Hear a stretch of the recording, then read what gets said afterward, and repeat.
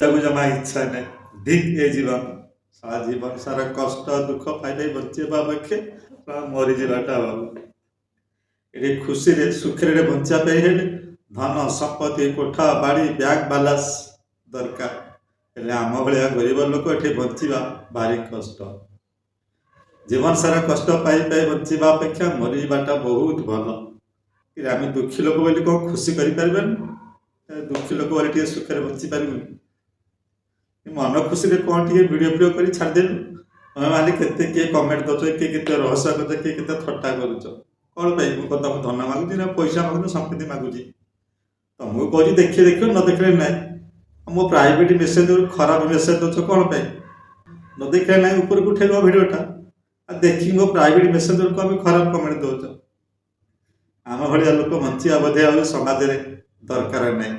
ଏଠି କେବଳ ସେହି ଲୋକମାନେ ବଞ୍ଚିବେ ଯାହାର ଘୋଡ଼ା ଗାଡ଼ି ଧନ ସମ୍ପତ୍ତି ଅଛି, ଆଉ ଯେଉଁମାନେ ସେଲିବ୍ରିଟି, ଆଉ ଯେଉଁମାନଙ୍କର ଭଲ ଫଲୋଅର୍ସ ଅଛି। ମୋତେ ଫଲୋ ନ କଲେ ନାହିଁ, ମୋ ଭିଡ଼ିଓ ନ ଦେଖିଲେ ନାହିଁ, ହେଲେ ଏମିତି ଖରାପ କମେଣ୍ଟ କାହିଁକି ଦେଉଛ? ଗାଁ ଲୋକ ଯେମିତି କହୁଛନ୍ତି ତମେ ମାନେ ବି ସେମିତି କହୁଛ। କ'ଣ ପାଇଁ? ତମକୁ କିଛି ଧନ ସମ୍ପତ୍ତି ମାଗୁନି।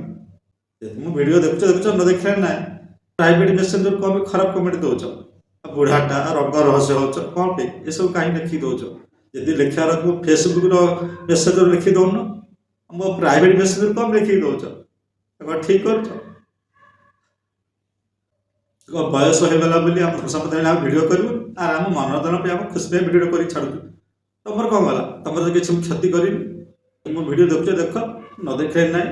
ଆଉ ଯେଉଁମାନଙ୍କୁ ଦେଖୁଛ ଭାଇ ଟିକେ ଫଲୋ କର, ଲାଇକ୍ ଟିକେ କର, ମାନେ ଭଲ କମେଣ୍ଟ ଦିଅ ଫେସବୁକ୍ ମେସେଜରେ। ପ୍ରାଇଭେଟ ମେସେଜରେ କିଛି କେହି କମେଣ୍ଟ ଦିଅ ନାହିଁ ପ୍ଲିଜ୍।